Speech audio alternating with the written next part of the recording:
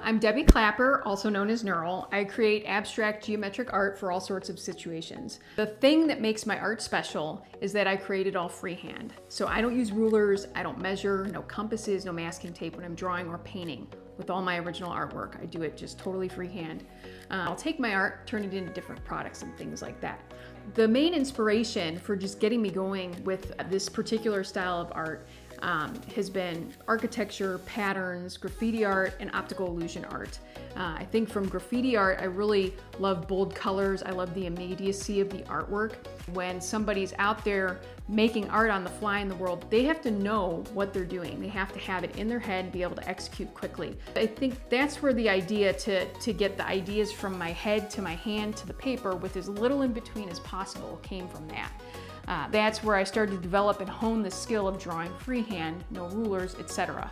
I always knew I was going to be an artist, a professional artist at some time in my life, even when I was a child. I knew that. I just didn't know when.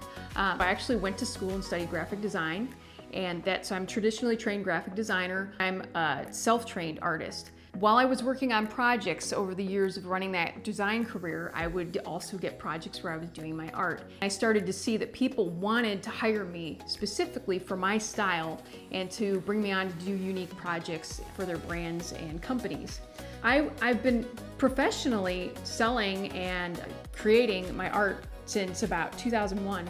I went 100% full-time as an artist in 2019. It wasn't the best timing. It was right before the pandemic hit. Who knew that was going to happen? It's okay. It was full of challenges. Here we are. My process always starts with my sketchbooks. I've been keeping sketchbooks since I was a kid. So I've got all kinds of sketchbooks. What I'll do is I'll kind of work out pattern ideas and things in the sketchbook. Just get the ideas out or draw them out on paper. And then once I have a clear idea of what I want to do, I'll move on to a painting. I'll often just pick up a brush and start painting.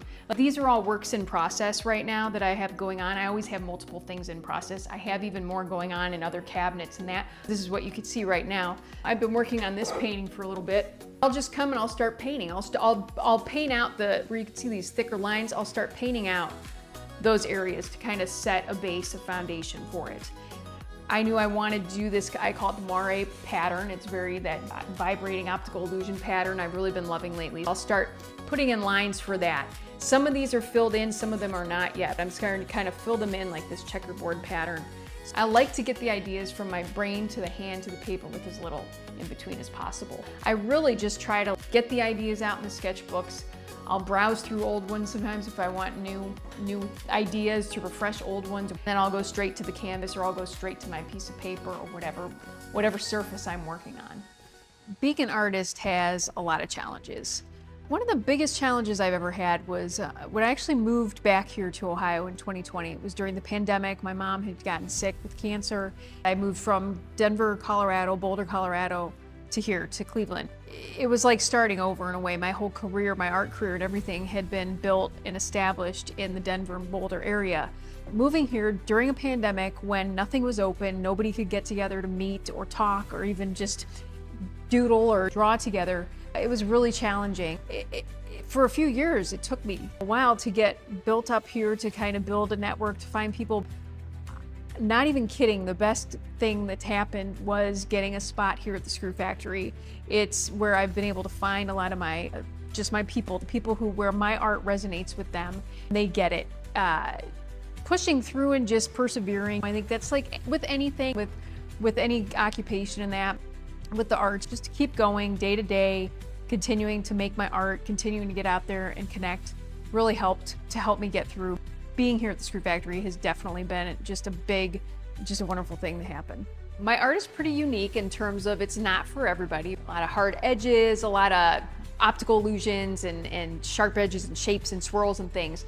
The people who love my work, it speaks to them. They are my people. I've really come to find here at the Screw Factory, a lot of people here in Lakewood love my work. That's been a great part of just getting to know the community here in Lakewood. Community, as we know, is just so important for anybody. For artists, super important to know who your people are in that. I love also getting to involve my community in different projects and things that I do. Aside from doing drawings and paintings and turning my art into products and things, I also paint murals. I do public art. So I love to involve the community in that, where they actually get to have a hand usually in helping me paint murals or getting input in different things on different projects. I think it's just super important. And it gives them a sense of they're helping beautify the city. They're getting to do something they wouldn't normally do. It pushes them probably out of their comfort zone a little bit too, which is great.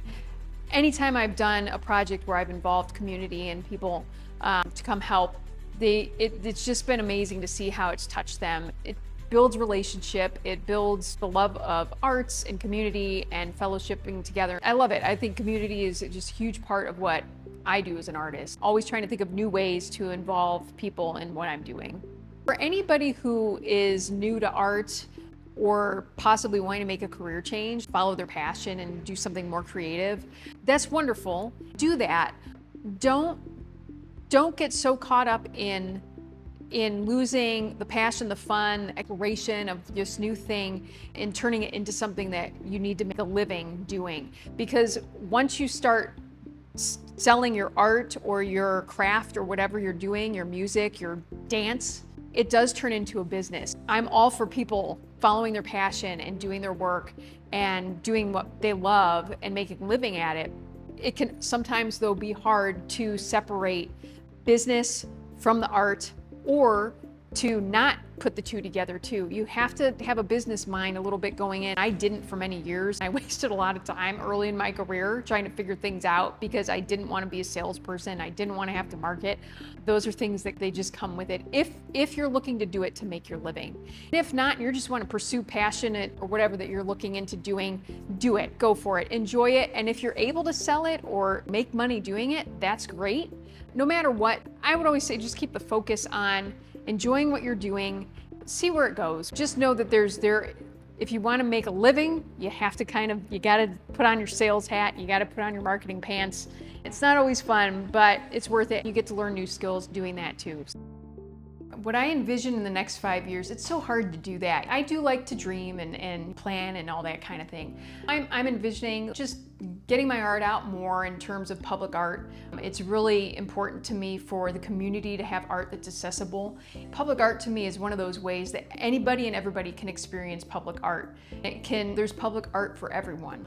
I would love to get more involved with the public art here in Lakewood and Cleveland and in the surrounding Northeast Ohio area. I also just see where I would love to build out more classes and workshops and for adults and for children, just because I feel like there's so much need for creativity and that freedom to just let yourself play and to not have rules and to just enjoy the moment of doing that. I'd love to do more of that too. Just collaborating with other artists. I love collaborating. It's something I've been doing throughout my whole career. I just would love to do more of that and just get to know more artists and makers and just form those relationships.